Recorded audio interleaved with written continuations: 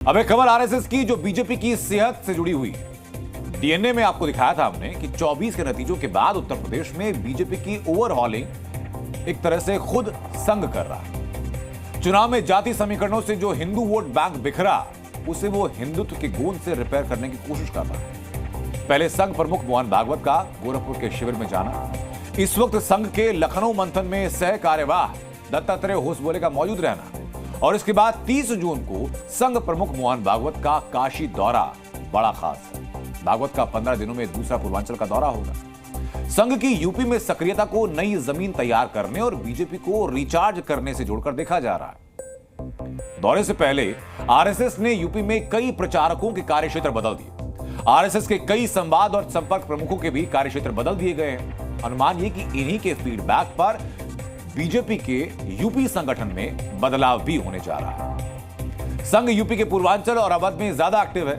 संघ के शताब्दी वर्ष में उसका प्लान यहां शाखाओं के विस्तार का है। लोगों को जोड़ने के लिए संघ ने पंच परिवर्तन नाम से 5 नए कार्यक्रम तय किए हैं। ये कार्यक्रम कौन से हैं बताते हैं आपको। पहला कार्यक्रम सामाजिक समरसता, फिर परिवार प्रबोधन, फिर नागरिक कर्तव्य, उसके बाद स्वदेशी जागरण और पर्यावरण संरक्षण।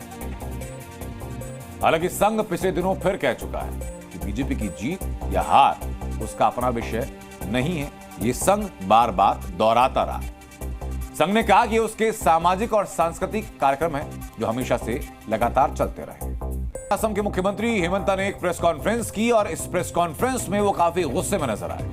उनके निशाने पर एक विशेष समुदाय था और साफ लहजे में कहा कि लोकसभा चुनाव के बाद एक विशेष समुदाय को लग रहा है कि उन्हें गैर कानूनी हरकतें करने की छूट मिल गई। हम आपको सबसे पहले उनका वो बयान सुनवाते हैं, उसके बाद बताएंगे कि ऐसा क्यों कहा और किसके लिए कहा गया।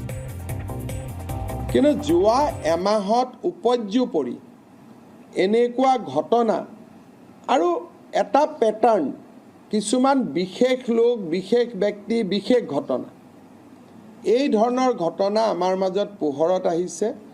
অসম আৰক্ষীক নিৰ্দেশ দিয়া হৈছে যে কঠোৰৰ পৰা কঠোৰতম ব্যৱস্থা। যোৱা এমাহত বিশেষকৈ লোকসভা নিৰ্বাচনৰ পিছত এটা চক্ৰ অনুপ্ৰাণিত হৈ উঠা দেখা গৈছে।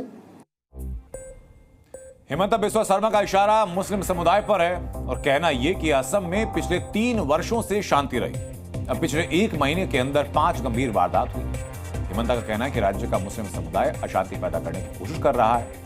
उन्होंने 5 वारदातों का जिक्र भी किया है। असम के मजबत में नाबालिग के साथ रेप हुआ, इसमें 5 मुस्लिम आरोपी शामिल थे। दूधनोई में 2 नाबालिग के साथ रेप हुआ, पीड़ितों में से एक के भाई की हत्या कर दी गई। इस वारदात में 5 आरोपी शामिल थे जिनका धर्म इस्लाम था। ढेकियाजुली में एक नाबालिग से रेप हुआ, इस वारदात में भी आरोपी मुस्लिम समुदाय से थे। इसके अलावा बारपेटा और कोकराझार में कुछ गांवों में हिंसा हुई और आरोप ये कि मुस्लिम भीड़ ने गांव पर हमला किया था। इन्हीं घटनाओं की वजह से हेमंता बिस्वा शर्मा ने विशिष्ट समुदाय का जिक्र किया। अब उनके बयान को मुस्लिम विरोधी बताया जा रहा है। हेमंता बिस्वा शर्मा ने कहा है कि हम जो है बीजेपी के हार के कारण मुसलमानों को ठहराया हार और ये बता रहे कि हम इसका बदला लेंगे।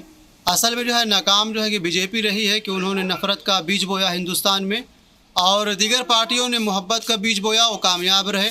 और बीजेपी के हार का ठिकरा मुसलमानों पर फोड़ने के बजाय हेमंता बिस्वा शर्मा को चाहिए कि अपने आप पर नज़र डालें और अपना जो है कि ये बेकार के बेवहियात के इल्ज़ामात मुसलमानों पर न लगाए। Zee News.